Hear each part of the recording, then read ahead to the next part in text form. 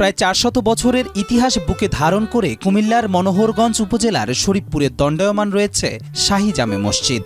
মুঘল আমলের অনন্য স্থাপত্যশৈলীর নিদর্শন এই মসজিদটি আজও সকলকে মোহিত করে রাখে তার নান্দনিক সৌন্দর্য ও নির্মাণ শৈলীতে।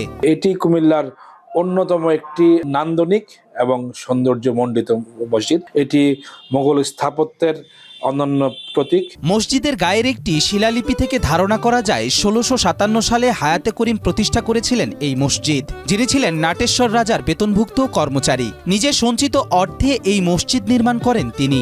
এটি ১৬৫৭ সালে প্রতিষ্ঠা হয়। যদিও মসজিদের গায়ে যে শিলালিপি আছে সেখানে বলা আছে যে এটি হায়াতে করিম নামে একজন এই মসজিদটির প্রতিষ্ঠাতা। ওনার নাম হায়াত আব্দুল করিম সাহেব।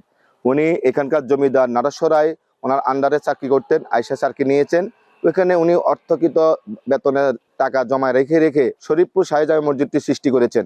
শরীফপুর শাহী জামে মসজিদের ছাদে ৩টি গম্বুজ রয়েছে, যার কেন্দ্রটি অপেক্ষাকৃত বড়। পূর্ব দিকে রয়েছে ৩টি খিলানযুক্ত দরজা, পশ্চিম দেয়ালে রয়েছে ৩টি মেহরাব ও প্রতিটি কোণে রয়েছে অষ্টভুজাকার ৪টি বড় মিনার। গম্বুজের অভ্যন্তরে পাতার নকশা আর বাহিরে চক্রাকার অলংকার, যা মুগ্ধতা ছড়ায়। মসজিদের সম্মুখভাগে খোদাই করা ফরাসি ভাষার শিলালিপি এখনও দৃশ্যমান। অনেকে এটিকে গায়েবী মসজিদ বলেও ধারণা করেন।